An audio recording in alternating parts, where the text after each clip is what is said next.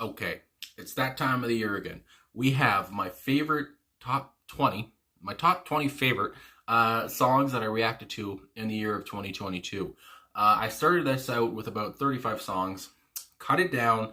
It was very hard, and that's what she said. But cut it down, finally got down to 20 here. And again, I mean, there's no song that I listened to during this year that I, really actually hated. A lot of the songs that I listen to, are the best of an artist because, people request that. Anyway, all that's put aside, we're going to start off right now. Number 20, we have Morrissey and The Operation. I listen to the man every week, and The Operation, I mean, it was so hard. Another song that came to mind was I'm Not a Man, but I mean, Spencer Coburn just can't be denied. Spencer Coburn on drums here, from the opening of the track, he's just undeniable. He's so all over. He's all over the place. He's nuts. He's crazy. He's just going nuts on those drums. And when I listened to it, I knew it was going to be one of my favorite songs, and it still is. And I still listen to it. And so yeah, Morrissey, The Operation. But again, it's mostly because of Spencer Coburn. I just love him as a person, as a drummer. And anyway, yeah. So 20, there you go. Right off the bat. Number 19, Joan Jett and the Black Hearts. And I Hate Myself for Loving You. Now, what sucks about this is that when I reacted to it, the video was blocked. The video was blocked, I think, except the United States and Canada. I think everywhere else it was blocked, which sucks because a lot of my audience is from the UK. And but anyway, yeah. So how do you know? Again, it's the views aren't very good, but I like the song a lot. And again, Joan Jett, I just love everything she stands for. Love how she was told. I think when she was like, I guess she was a kid. But she was told that girls don't play guitar, and she said, "Oh, really?" And then just a catchy chorus. I mean, goddamn, I Hate Myself for Loving You. It's such a relatable title, such a relatable chorus, that she just belts it out, so fierce, so fiery. I just love everything about it. So yeah, so there it is, Joan Jett at 19. Number 18, we have Kraftwerk and The Model. This was hard, I always put this up higher, but I ended up putting it here. Anyway, I just love the German accents, of course, from Kraftwerk here. It's so, and I wrote some notes here, so I said it's so different from anything I've heard before. And I mean, that's true. I've come to really enjoy, kind of synth pop, I guess you would say. Another band that comes to mind is like the Human League. I guess as an aside, I almost listed Human League's Being Boiled, but it did not make the list, unfortunately. But again, music like that, and Kraftwerk is so good. I love their outfits. I mean, my God, they're a striking band, and they're just so unique, I guess, in their own way. It's just so good. And yeah, and also I put almost kind of a deadpan delivery on the vocals, but I don't know, he just sounds so dark, I guess you would say, and obviously the synths are great. Saying the synths are great on a Kraftwerk song is almost pointless, but that's what I gotta say. So anyway, Kraftwerk, The Model, 18. Number 17, a song that I recently reacted to. It's The Specials in Ghost Town. I just can't get over that. I guess the contrast between Terry Hall, his kind of higher voice, and Linval Golding's deeper voice, and just their styles, and just the impending doom that you get when you listen to the song. Just looking at the other notes that I have here, like I said, and obviously that ska kind of, and also kind of punk feel, and I've just come to like ska a lot as well, and we'll get into that a little bit, soon here again. But yeah, just really enjoyed that. Like I said, the contrast, and again, just talking about how the shops are shutting down, nobody's on the dance floor, and again talking about Thatcherism in the UK. And yeah, so it stops you in your tracks, and it's just such a great beat, great melody. My goodness, I almost feel like I had a burp, but it went away. So anyway, yeah, Specials at 17 with Ghost Town. Just really enjoy that track, and the title of it really says it all. And again, rest in peace to Terry Hall. I mean, my God. Anyway, number 16, Kate Bush, Running Up That Hill. I reacted to this before it got big, because it was an episode of Stranger Things, and then all of a sudden it was everywhere. But yeah, and I'm not saying, that, I started anything, but anyway, with Kate Bush here, I mean, I feel like, Kate Bush is one of a few artists where it's like, doesn't matter what you like, what your flavor is for genres, whether you like country, pop, rock, punk, ska, anything, Kate Bush is one of those artists that, I mean, I feel like everyone respects. She's so good, especially here. I think it was in 1985 when she released this. A beautiful music video, beautiful pre-lyric, or not lyrics, vocals, I want to say, my God. And she just, yeah, she was, at her peak, really.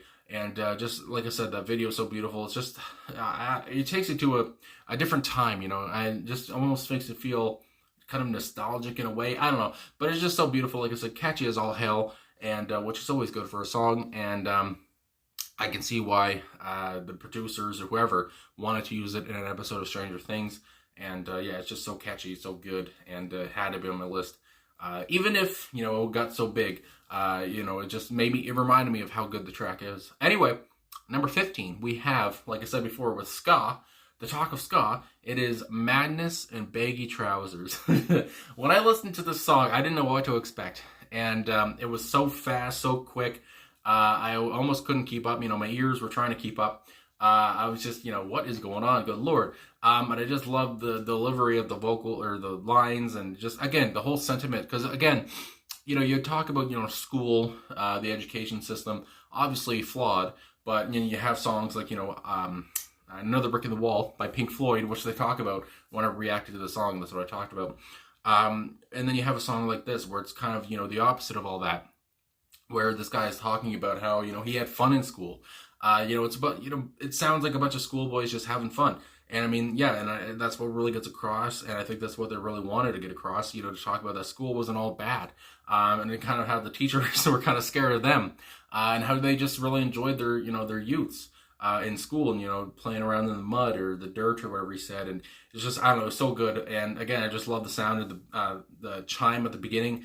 It's just it just starts right off and on a good note, and then the whole way through I'm just captivated. And yeah, so I just really enjoyed that. My first taste of Madness, it was really good. So anyway, Madness, Baggy Trousers at 15, and just again, Baggy Trousers, great title.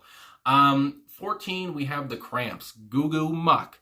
Now, this is another song that was put in a popular show, and this was Wednesday. And I already loved the song. And then when it was in that episode where, with the dance scene where Wednesday dances, it just fits it so well. And just, the bass, the guitar, it all sounds so, it kind of sounds, it's dark already. And then with, just put and kind of that Halloween-y vibe, I guess you would say, if Halloween is a word. And then, it just fits that scene so well, and just reminded me of how good that song is. Let me just put this down a little bit. Anyway, of how good that song is. And yeah, it's just, so when I heard that, I was just like, okay, this song definitely has to be on my list, because, yeah, I already loved it a lot. And then being in Wednesday, I mean, it made me love it even more. And again, anything with Lux Interior on vocals is going to be entertaining, I think. And unfortunately, obviously, he passed away. But again, what a legacy he left. And yeah, is there anything else I wrote in my notes here or what? Oh, yeah. Also, I just want to say, I forgot about his bird kind of impersonation where he caw, whatever he said, he caws or something. So again, you just never know what you're going to get with Lux when you listen to a Cramps song. And so yeah, I just really enjoyed that. And again, I think it would have been Tim Burton who picked it to be in that episode. So good on Tim for picking some Cramps for Wednesday. Anyway, and I just like the Cramps so much. Anyway, number 13, we have L7 and Pretend We're Dead. So with this one, an all-girl kind of grunge group. And I, when they were requested, I was like, I am intrigued. And, Pretend We're Dead, I think is probably their most known song, but for good reason, as somebody who never listened to it until when I listened to it in the reaction. I could see why. I mean, it's so catchy. That's what's so, important, I guess, with all these songs, is that they're so catchy. They stay in my head, and they've stayed in my head the whole, all year long. And so yeah, and again, as somebody who loves grunge but never really listened to an all-girl grunge group, L7 was, I was taken aback. And just I was just like, holy shit, this is so good. Another one, was like Shitless from them. Was really good too, which, I mean, that was, one of my favorites too, but, had to cut it down to 20. Anyway, and, but when she talks about, Pretend We're Dead, she kind of almost sounds dead in her delivery at some points too. It's just so, it's so aesthetic, aesthetically pleasing all over the place. And, yeah, so L7, Pretend We're Dead at 13. Number 12, we have Metallica and Creeping Death. Now, I mean, Ride the Lightning is probably my favorite Metallica album that I've heard, and Creeping Death was one of the only songs I didn't really listen to. And it just, I mean, it's Metallica at their best. I mean, obviously, my goodness, I'm having a hard time here. Cliff Burton was still alive and still going, obviously, and I just love him on bass. Just everything. Yeah, I still obviously still had great hits after he died, but I just love. He was my favorite Metallica bassist, and he was just so good and just helped Metallica kind of rejuvenate themselves and stuff and keep going. And then obviously he passed so early, which sucks. But anyway. So yeah, just this is just a great Ride the Lightning track, and also just obviously it's so fast, it's so dark. I mean, what else? It's Metallica in the '80s. What the hell? And just James Hetfield almost sounds possessed, and he's just his vocals are so gritty and it's just raspy, I guess you would also say. And it's just, I mean, it's that whole "I'm creeping in." It just gets me going. And yeah, so and again, it's like a long Metallica track that you can just put on and just get lost to. So yeah, there it is, Metallica, Creeping Death, 12. Now, number 11, we have another one that's kind of, in the same realm. It's Alice in Chains' Bleed the Freak. Now, Alice in Chains is one of my favorite bands, just, in my personal life. And Bleed the Freak was a song that I never heard. And obviously, with Alice in Chains, it's dark, it's gritty, it's dirty, it's ugly. Oh my God! I mean, Jerry's opening guitar it's scary. Lane Staley's voice is obviously he sounds like peak Lane Staley. This was 1990. I mean, before before his. I mean, even still, you go on like an album like Dirt, he still sounded great. But obviously, in 1990, he was it was so early in their careers, and it was just so good. And he just sounds great here. And like I said. His crazy vocals, that's what I have. It's Alice in Chains all over. If you want to listen to an Alice in Chains song, Bleed the Freak is one of the most Alice in Chains songs ever. It's just like if you want them at their best and what they were, Bleed the Freak, will not disappoint. So like I said, it's just so gritty and dirty and ugly. It's just great. And just again, so I could go on forever. But anyway, number 10, we have Ride and Vapor Trail. When I was going through, trying to make the list, I forgot about Ride. I forgot about Vapor Trail. And I was like, God damn, I remember that song. I remember how that made me feel. So like I said, just so soft and airy. And then Andy Bell on vocals here, who of course would go on to be an Oasis, played as their bassist. That rhymes. Anyway, and Oasis is one of my favorite bands, but just Andy Bell here, his vocals are so soft, like I said. It's so nostalgic, such a nostalgic feeling here. It's like it's a divine trip. I mean, it's like Andy saying everything's going to be okay, everything's going to be fine. Everything will work out in the end for you, kind of a thing. It's just so soft, and so it just pulls at my heartstrings. Anyway, it's just, I don't know, from the opening of it, it just sounds so sweet and so sincere, and it's just, good Lord, it's just like you almost want to cry. I don't know, that's all I get from Vapor Trail, and it had to be here, and I just love that track so much. So yeah, just number 10, Ride and Vapor Trail. Beautiful. Number 9, we have the House Martins and Happy Hour. When I listened to this track, I was like, okay, this is going to be one of my favorites too. So catchy. Paul Heaton's voice is so good as well. That jangle pop kind of sound. And again, as someone who really enjoys the Smiths, I mean, behind me, goddamn, it has kind of that Smiths kind of sound. And, the mid 80s here, that was kind of the prominent kind of sound going on. But anyway, and I just love the lyrics here, talking about a night out with his dumb bosses, basically. And just really enjoyed everything that was going on here. Like I said, his voice is like infectious. It sounds so relatable. What he's talking about is just like, yeah, these bosses are dummies, aren't they?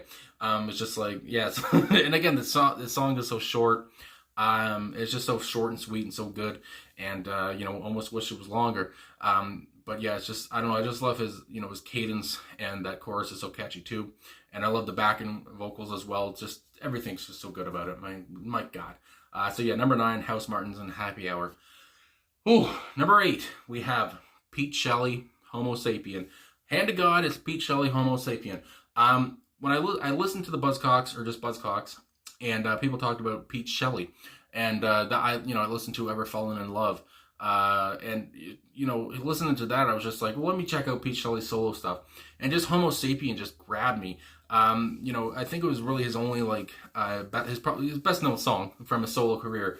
But the sentiment is so great.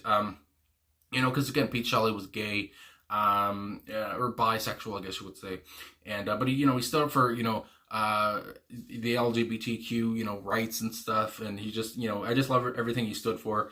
He was such a great, almost like underappreciated artist, but people who liked him, the people who liked him really liked him. They, he was very influential, and just really enjoy everything he stood for, like I said. And with this song, him saying, basically, we're all Homo sapiens. It's just like, why do you want to hate me because I'm not straight or whatever, that kind of a thing.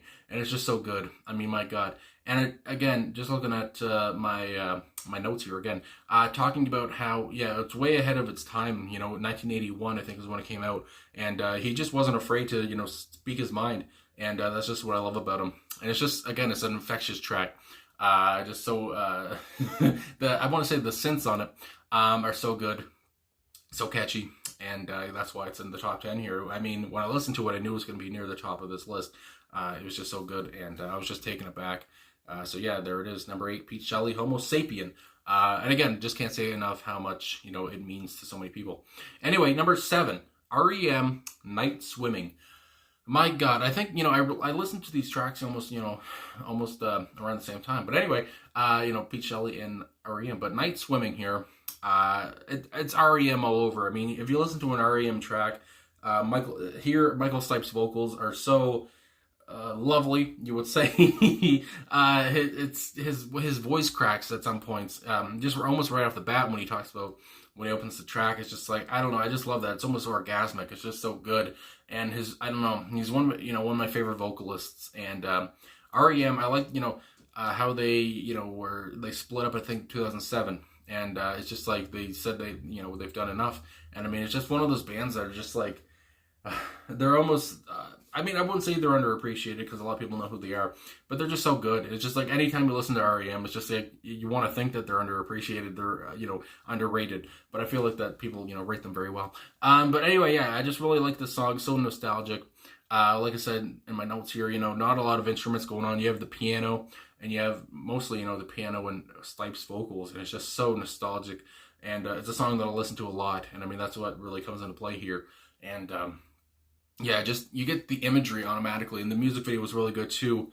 And just talking about your being, back in your youth, and thinking back to the the days when you didn't have too many responsibilities and all that stuff. It was just pulls at me.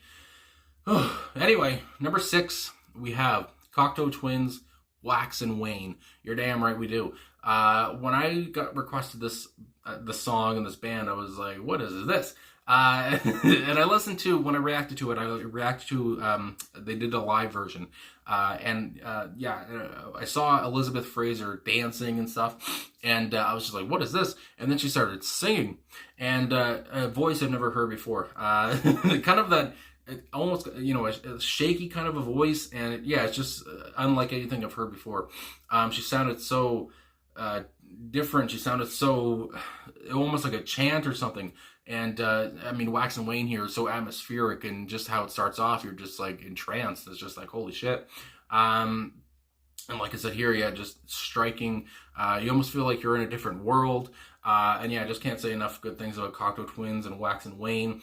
And especially there's one particular person that, talks about, that messages me about Cocteau Twins, and it's just like, I've come to really enjoy their work, and, Elizabeth Fraser and everything. It's just, my God, what a band, and what a woman. So anyway, so there it is, Cocteau Twins, Wax and Wane, number 6. Number 5, we have XTC and Senses Working Overtime. If I react to an XTC song, you can probably bet that it's going to be on my top 20 list at the end of the year, because, oh my God, I mean, with this one, Senses Working Overtime, just such a infectious chorus, the 1, 2, 3, 4, 5 senses work. It's just like, holy crap. And Andy Partridge, I just love Andy Partridge. Is somebody who I've really come to love, and as a person as well.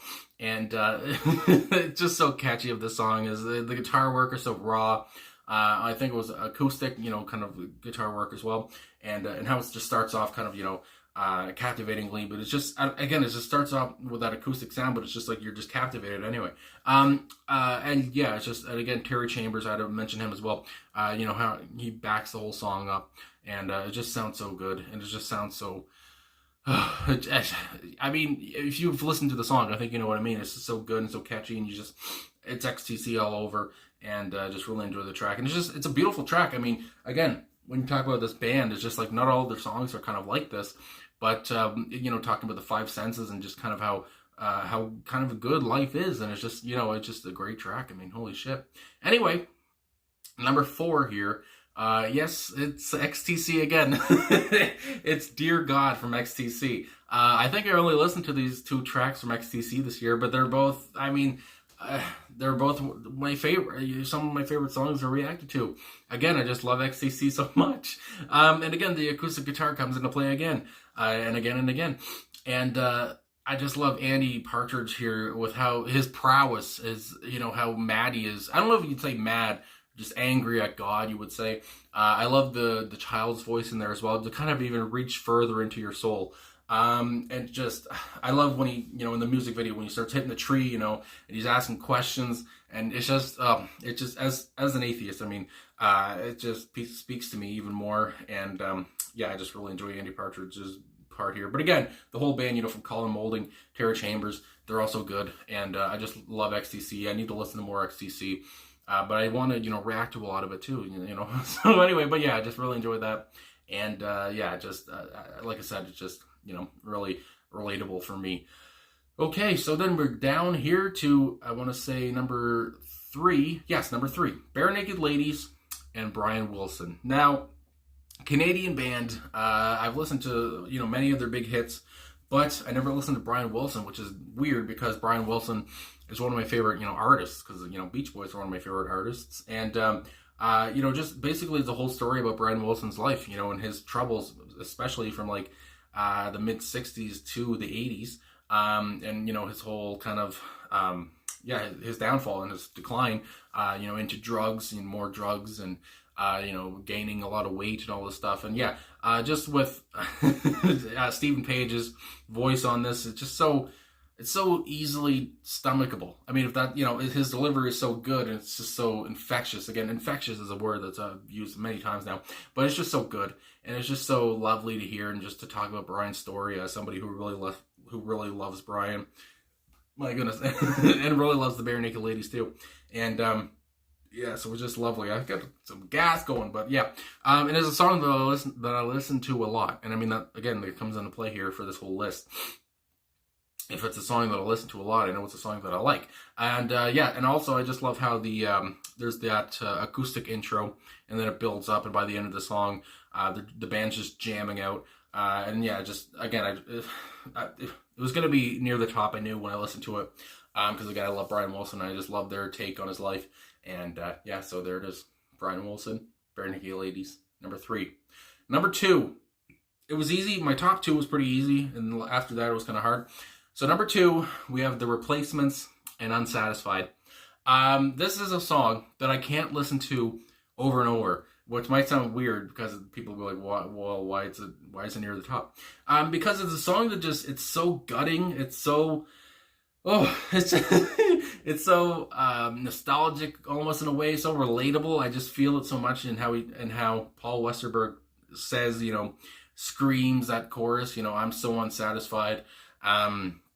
You know, it's just, you know, look at me in the eye, tell me that I'm satisfied. It just, it just pulls at me. It's just, you know, pulls on my heartstrings. Again, it's just so captivating. It's just so, and again, like I said, you know, it almost makes me, you know, it just does something to me. It just, and like I said, this was an easy choice for either, you know, number 1 or 2. And it's just, I don't know, Paul's voice is just from the opening. I don't even know what he says off the top, you know, that, drop, I think almost like drop or something, but it, you know, drop, I don't know what he says, but it's just like, oh shit, what is this? You know, sets the tone, and then it just rips you apart, and that's just what it really does to me. But again, it's a song that I can't listen to a lot, but it's a song that I really enjoy when I do listen to it, because again, I don't want to cry or something, and I don't know why this song does that to me, but it's so goddamn good. And one comment, you know, kind of summed it up for me. that I got where somebody said they don't really like the replacements, but they really like this song, and it's just like that really, that sums it up. It's just like you might not, if you don't like the band, you're at least gonna like Unsatisfied, and it's at least gonna touch you in some way. My God. Anyway, number one, we got number one here. What is it? Oh my goodness, it's Big Country in a Big Country. It's number one. When I listened to the Skids, and people talked about Stuart Adamson, and they talked about Big Country, and I was like, well, what the hell is Big Country? In a Big Country, Big Country, what kind of title is this? So I listened to it, and I watched the music video, and I was shooketh. I was captivated. And I was Patrick Swayze. I want to say something about Patrick Swayze, but Stuart Adamson, almost the good looks like a Patrick Swayze. There it is. Just a good-looking man, especially back here when I think it came out in '83. Obviously, The Crossing was a big album for them. And just from the opening, when he says, "Shah," it's just like, oh God, what's he? This man is, he sounds like a man possessed or something. And it's just, and when I reacted to it, like I said, I watched the music video. And I remember people commented that the full version is better. And I mean, I have to say, yeah, it is. I love the full version with that longer drum intro. And again, the drums throughout the whole track. Everything, maybe it's just because the band's called Big Country, but everything about the band, everything about the instruments and Adamson's voice, all of it is just big. And it's just like, I don't know, I'm just stunned. And I just really enjoy that track so much. And like I said, the Shah and how he's, just... I don't know, it brings it back at some points, I never looked like this without a reason. No, I can't even remember the lyrics because I'm doing a video. But anyway, and like I said, great video. It's just like, and also, in my notes here, just looking at it again, that bagpipe guitar, which, that bagpipe soundy guitar, whatever that it sounds like. And I know that Bruce Watson talked about that and how he's, because in an interview he said, it doesn't sound like a bagpipe guitar. It doesn't even sound like bagpipes. Anyway, but that's kind of what people talk about. And it's just that effect is so cool. And, Butler's pounding bass on the track as well. It's so good. Just everything about the track. It's my number one track of the year. I love it all. I mean, goddamn. And also, what I found out is that I reacted to Big Country in a Big Country and Unsatisfied from the replacements back to back. So my number one and two, whatever week that was, I was, I gotta really thank people for requesting those two songs because they ended up being my favorite two songs that I reacted to during the year. So yeah, like I said, just Big Country and a Big Country. Can't say enough. Love it so much. I've listened to it a lot. It was one of my most listened to songs of the year, too. And again, just Stuart Adamson, his whole story, just, all obviously, it's sad with how he passed and, so soon and such, and, as suicide. But, his legacy lives on, obviously, and his voice is so big and so good, and I just can't get over it. And yeah, so anyway, that's my list. So anyway, thanks, for requesting music throughout the year. Thanks for watching, obviously, and I apologize if your song that you wanted to be on here was not on here. But again, there's so many different honorable mentions I could have had, and but with this, this is my top 20. I had to narrow it down, went through it, edited it a lot. That's a hard thing to say, but yeah, and this is what it came out to be. But again, I knew what my number one was going to be, so either way, that's not going to change. But anyway, yeah, talking to myself for 28 minutes, that's a hard thing to do. But yeah, so thanks for watching. Thanks for liking, subscribing, commenting, all that stuff. Really appreciate all the support. And again, really appreciate everything throughout 2022. Really mean that, really sincere, that people, have come back to watch all year long. Or if you only watch one video through the year, or even if you left a mean comment or something, I don't give a shit. Thanks for watching, and I'll talk to you guys again soon.